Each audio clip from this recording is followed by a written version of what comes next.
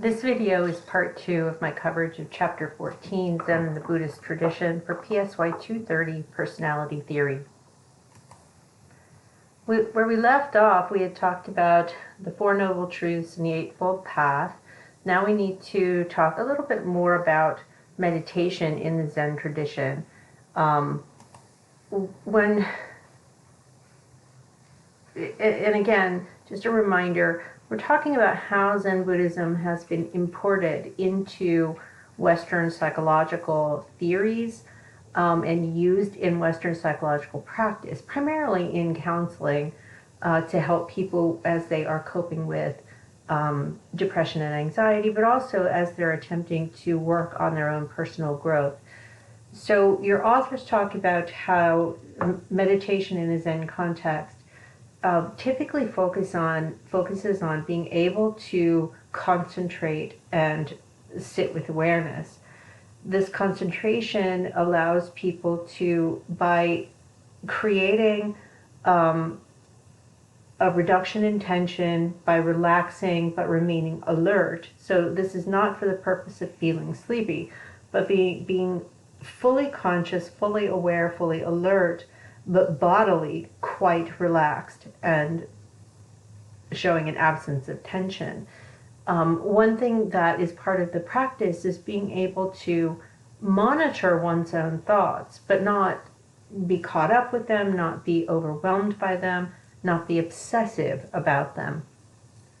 So this practice is also something that is a part of usual cognitive and behavioral therapy techniques of thought monitoring. But in the case of Zen meditation, you are doing this observation of thoughts, just sort of letting the thoughts flow by without judgment, without any sort of critical assessment of them. In cognitive behavioral therapy, when we monitor thoughts, we monitor them and then confront them when they're irrational. In Zen meditation, you're observing the thoughts going by without judgment, without confrontation. They are allowed to flow as opposed to being confronted. In some versions of Zen meditation, there's a focus on a koan. I'm not sure about the pronunciation there. These meditation foci are questions or logic challenges that can't really be solved. So they're presented as a logic challenge, but ultimately there is no one right answer to them. So you can't use rational thought to solve the problem, to answer the question. The goal with these exercises, these thought challenges, is to allow the student to understand their own position of ignorance and their usual tendency to fall back on their own rationality has to be allowed to take second place, to be informed that we can't rationalize our way to the truth. Searching the truth for the truth needs transcendent capacities that rationality can't really lead you to. So what meditation is designed to do in the Zen context is to foster both a physical state, but even more importantly, an inner state that is peaceful and calm and open to learning that is more balanced as people are practicing it. Now here's a video clip of Thich Nhat Hanh, who sadly passed away this year, talking about mindfulness.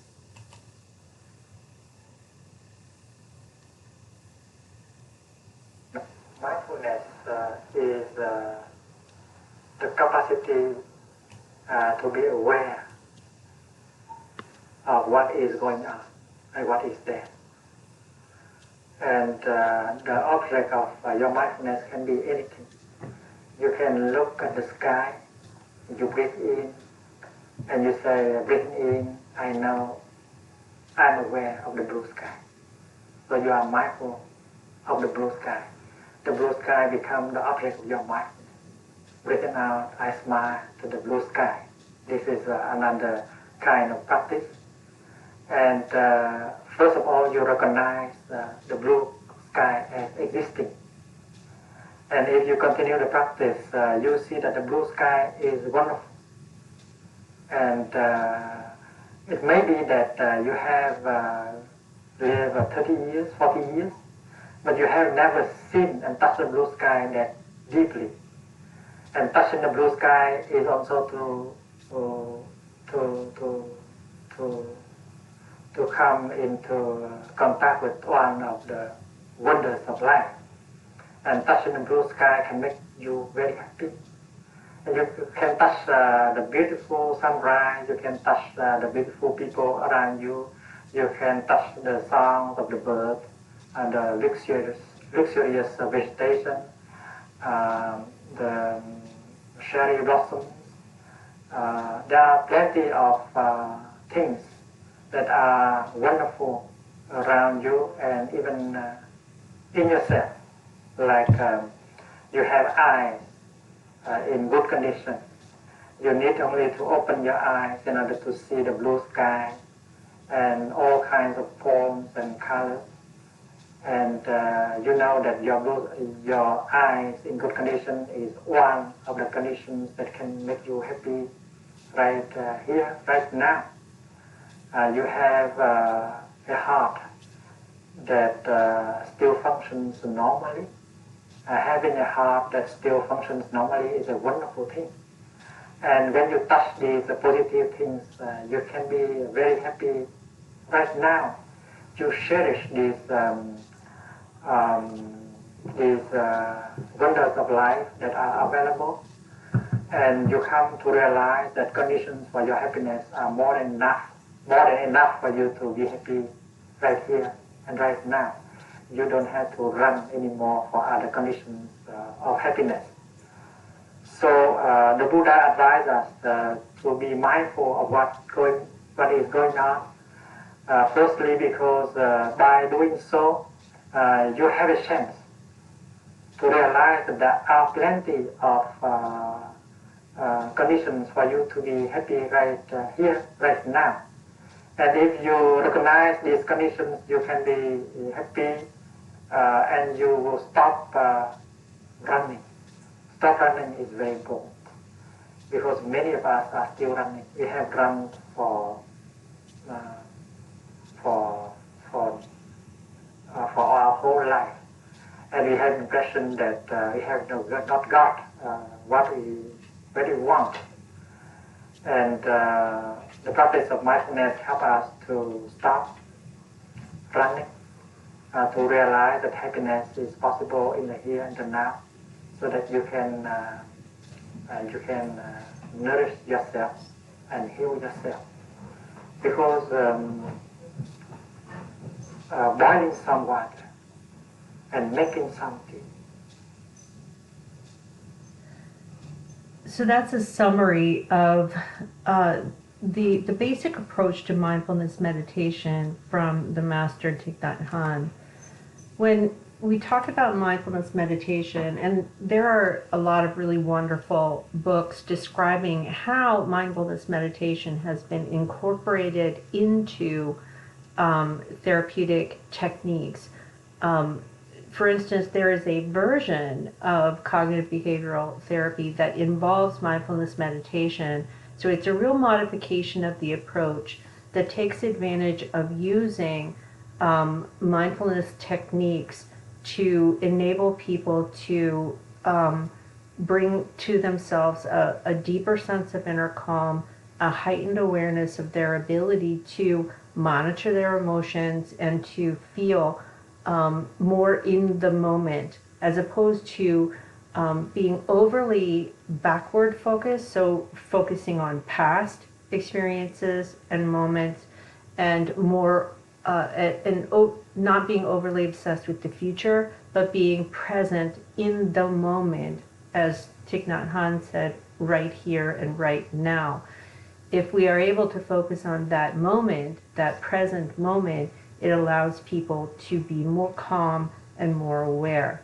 So the goal with mindfulness meditation is preparing the person to sit with awareness and calm that allows for that openness to occur. Now, remember that mindfulness is, one piece of that whole Eightfold Path. It's not the entirety of it. For many Westerners, kind of their entire approach to Zen Buddhism is just mindfulness. So please understand that mindfulness meditation is just one part of the puzzle that helps people to cultivate a state of calm, heightened awareness. Beyond that are other attributes of the Buddhist practice that are designed to move the person even further along that middle way toward enlightenment. So enlightenment refers to the tendency to... Enlightenment is a term that we often misuse, unfortunately. We use it in everyday speech, and we need to understand it in the Buddhist context. It's not to be referred to as it's an achievable goal, like I'm going to run from point A to point B. It's not a point and you achieve it and you just stay there. So that isn't what it is. It's not something attained permanently. Remember, one of the primary ideas in Buddhism is impermanence. So if we're engaging in Buddhist practice and we believe in the concept of impermanence, having a goal-directed kind of mindset about getting to enlightenment is not what you should have in mind. One term that is sometimes used to describe enlightenment is this idea of nirvana. It's a state of mind. And Maslow, in his descriptions of peak experiences, there are many overlaps here with the nirvana state. Nirvana primarily can be described in terms of the absence of dissatisfaction, the absence of suffering, where the cravings and desires. So remember in the video how Thich Nhat Hanh talked about, so we can stop running.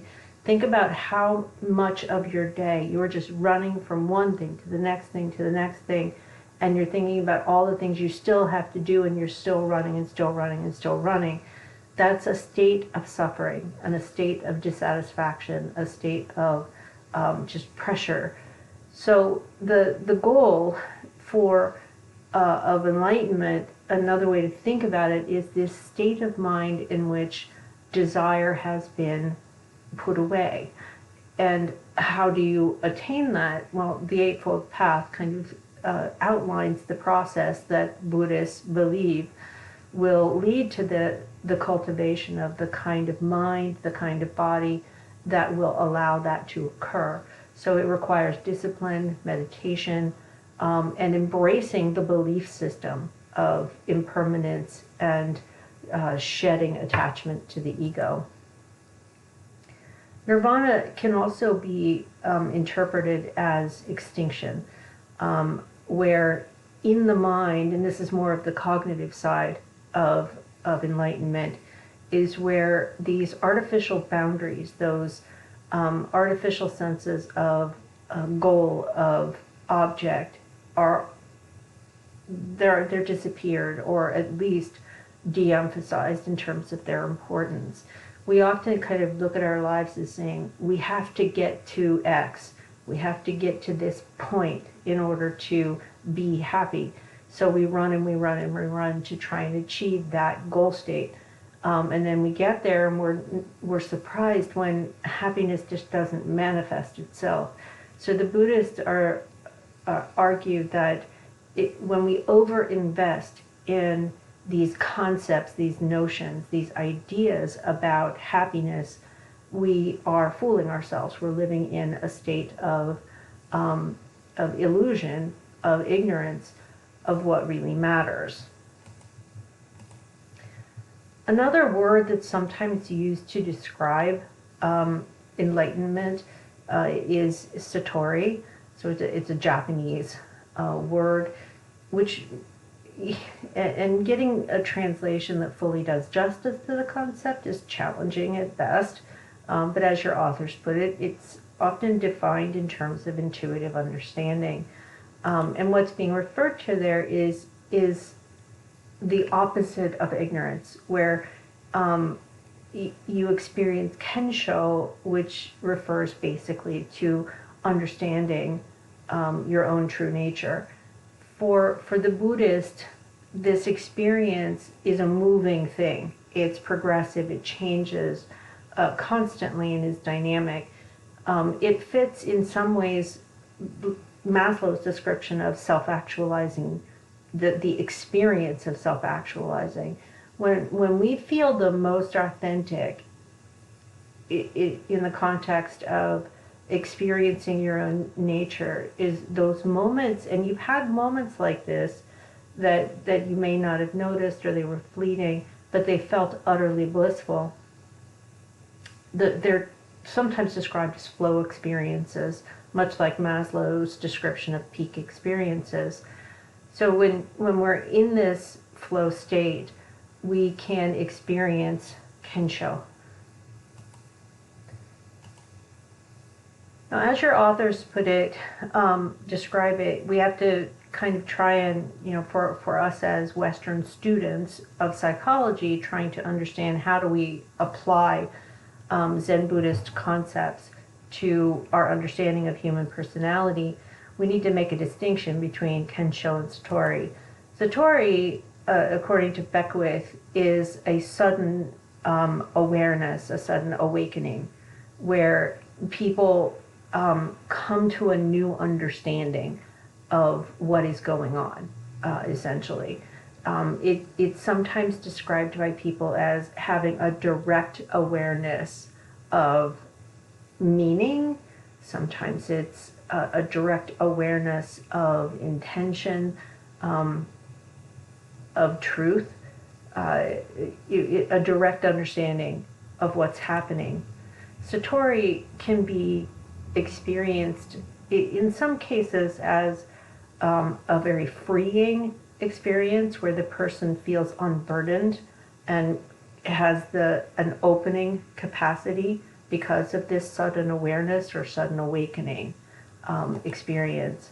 Kensho, however, is more gradual, where the person, so Satori is like a moment of sudden awareness. Kensho is an unfolding, a process where insights unfold, and the person is slowly becoming more and more understanding of the reality of their experience. So it's an unfolding process where there are insights that fold onto new insights that fold onto new experiences, and so on.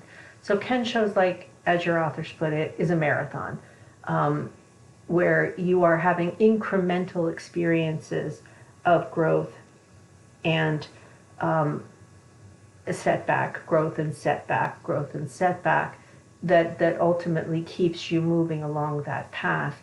Whereas Satori is like these moments of peak understanding. So if you think about the allegories in Maslow's theory, Satori is the peak experience, Kensho is the plateau. And Kensho is more like the entirety of the process of self-actualization. Now the next concepts, and I'm not good at the pronunciation here, but Theravada and Mahayana, we'll watch the video description of it and then we'll kind of unpack it.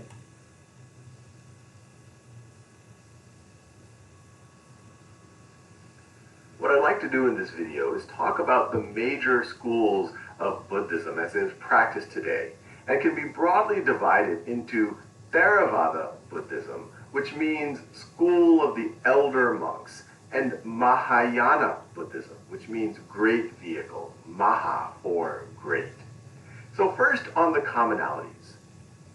Now both of these schools of Buddhist thought or Buddhist tradition believe in this notion of the cycle of birth and rebirth from one life or one reality to the next that we call samsara, which is also shared with the core of Hindu philosophy.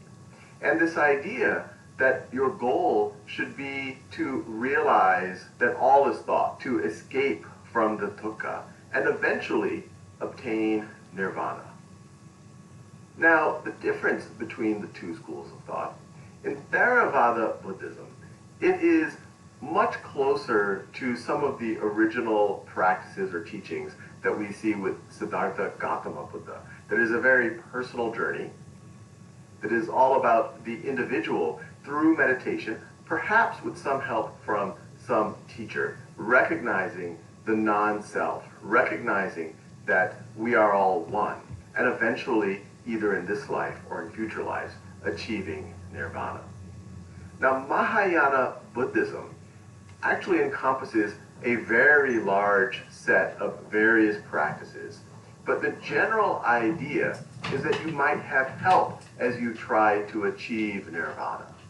Someone who achieves nirvana is known as an arhat. So you could view Theravada Buddhism as, hey, try to go on this personal journey to become an arhat, to achieve nirvana. But in Mahayana Buddhism, the pursuit is not necessarily to get to nirvana as quickly as possible.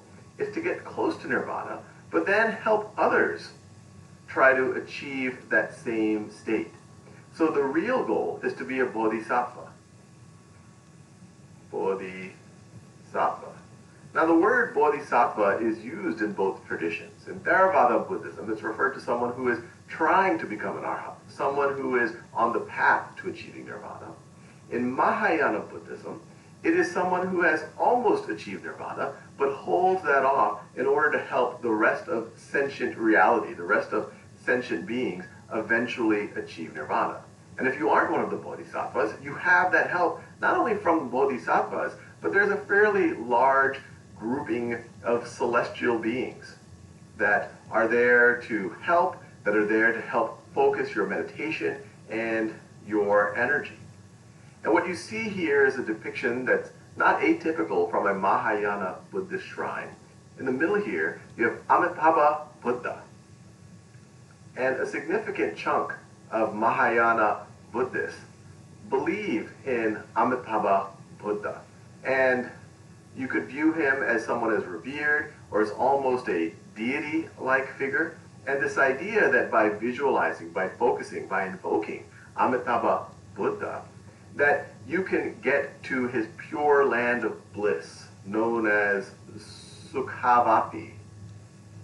And so it's this idea of almost a kind of salvation, that by focusing on Amitabha, you get to this pure land of bliss, which is a place where it is easier to achieve nirvana from. And you can almost view it as something of heaven. Now what's interesting is Amitabha Buddha isn't exactly the same figure as Siddhartha Gautama Buddha. In some traditions, Siddhartha Gautama Buddha is a projection of Amitabha into our reality.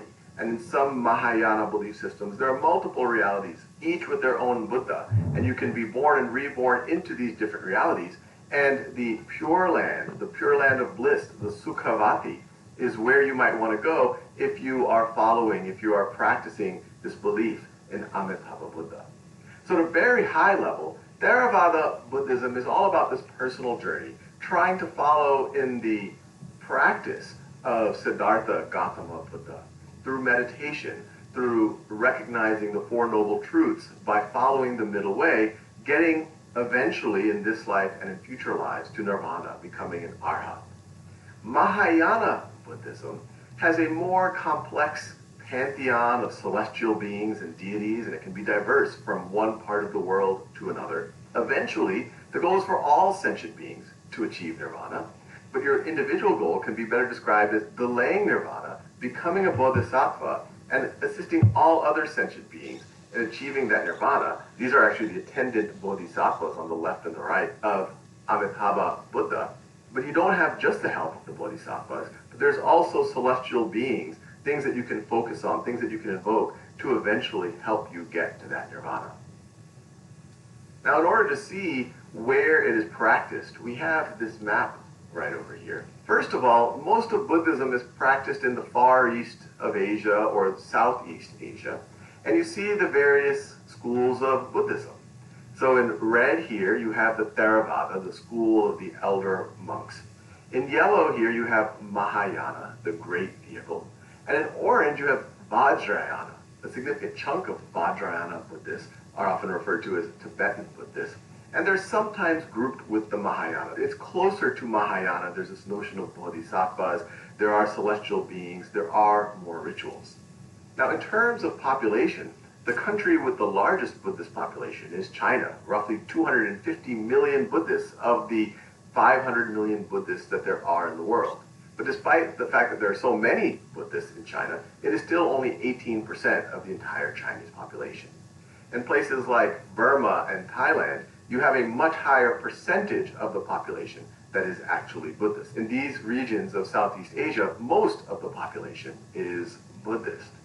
Now, one other really interesting thing about this map is we talk about Buddhism starting in northeast India, southern Nepal. That's where Siddhartha Gautama Buddha lived. That's where he spread his teachings. And not only is that where it originated, you have Ashoka, who really catalyzed the spread of Buddhism. And once again, that was out of India.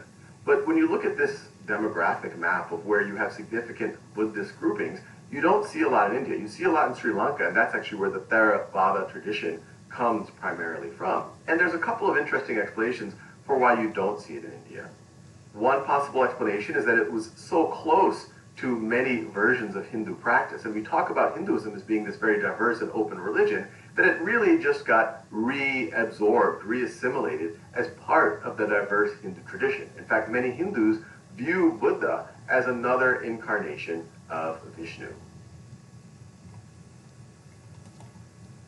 So I like that video for two reasons. It gave me a much better understanding of Theravada and Mahayana versions of Zen Buddhism, but it also gave me a short history lesson and a little bit of geography to kind of anchor my thoughts about connections between Hinduism and Buddhism. So just to review, the Theravada Ideal is the Arhat, and it's a much more, it's described more as a personal pursuit, where the individual is moving through this process and has attained an enlightened state, where the person, in the Buddhist literature is often described as an ascetic who's liberated from all these experiences of pride and selfishness and ego attachment, and all of the nasty things like hate and greed that come with it. And this ascetic person is described as wise and filled with love and compassion.